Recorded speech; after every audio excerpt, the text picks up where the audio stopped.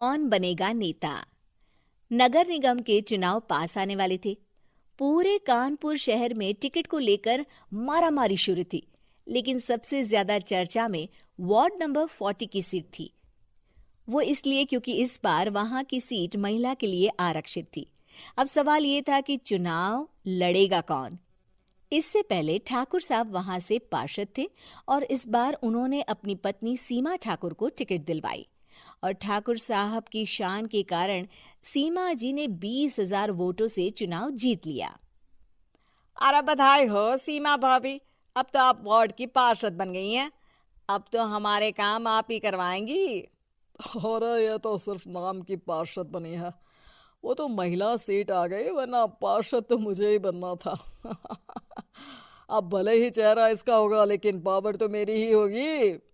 अरे वाह भाई साहब, क्या दिमाग लगाया है आपने भी।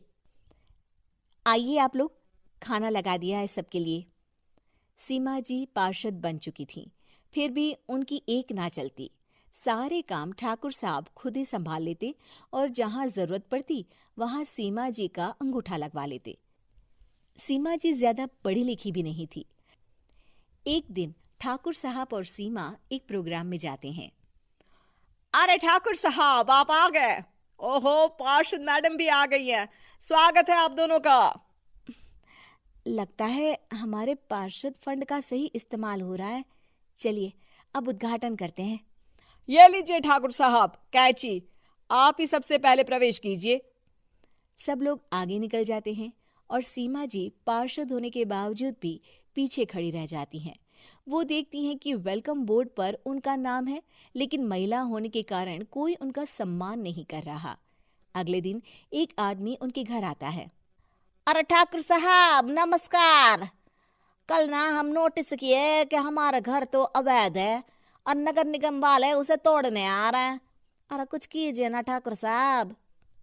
देखो भाई, मैं तो ज्यादा कुछ कर नहीं सकता, पर अगर तुम सबकी जेब गर्म कर दो तो कुछ हो सकता है। कुल मिलाकर 4 लाख लगेंगे। अरे 4 लाख ठाकुर साहब? अरे भाई, मैं अपने लिए नहीं मांग रहा हूँ। दरोगा है, इंजीनियर बाबू है, बड़े साहब है, सबको देना पड़ता है ना थोड़ा थोड़ा। बोलो है मंजूर? तभी वहां अचानक सीमा जी आ जाती हैं। अरे ये आप क्या कर रहे हैं? पहले इन्हीं लोगों से तो आपने वोट मांगे, अब इनसे ही पैसे ले रहे हो। अरे चुप रहो तुम, तुम्हारा काम है सिर्फ अंगूठा लगाना, तुम वही किया करो। मुझे दूसरे काम तुम मत सिखाओ, समझी? और तुम ना जाओ, अब पैसे लेकर आओ, वरना जेसीबी किसी भी वक्त आती होगी। सब कुछ ऐसे ही चलते रहता है। एक दिन सीमा जी और ठाकुर साहब को एक लोकल मीटिंग में बुलाया जाता है। वहां पर कई और अधिकारी लोग भी मौजूद रहते हैं। अब मैं चाहूंगा कि ठाकुर साहब हमारे बीच 2 शब्द कहें। मेरे प्यारे भाइयों और बहनों, आज मेरा सौभाग्य है कि मैं आप सबकी सेवा दिन रात कर पा रहा हूं। आपने मेरी पत्नी को भारी मतों से जिताया है, इसलिए मैं आप सभी का शुक्रगुजार हूं। मैं आप सबसे वादा करता हूं कि हमेशा की तरह हमारे वार्ड में किसी को कोई तकलीफ नहीं आने दूंगा।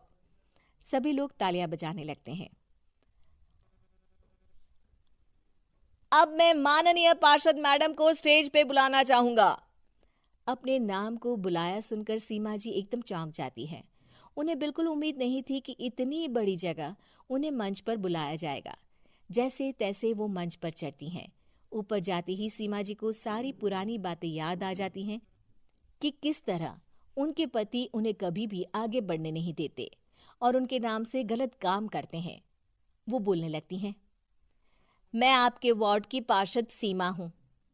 आप में से बहुत कम लोग ही मुझे जानते होंगे, क्योंकि इससे पहले मुझे कभी ऐसा मौका ही नहीं मिला। सारे मौके मेरे पार्षद पति यानी आपके ठाकुर साहब ही लेते रहे, लेकिन आज ये मौका मुझे मिला है तो मैं इसे ऐसे ही नहीं जाने दूंगी। मैं आपको ये बताना चाहती हूँ कि आपके ठाकुर साहब मेरे नाम की आड़ में गैर कानूनी काम करते हैं, जिस पर अंगूठों के निशान मेरे होते थे। इसीलिए मैं अपनी गलती मानती हूँ और आज अपने पद से इस्तीफा देती हूँ, ताकि आगे से कोई गलत काम ना हो पाए। अब फैसला आप सबके हाथ में है कि आप हमें क्या सजा देना चाहते हैं।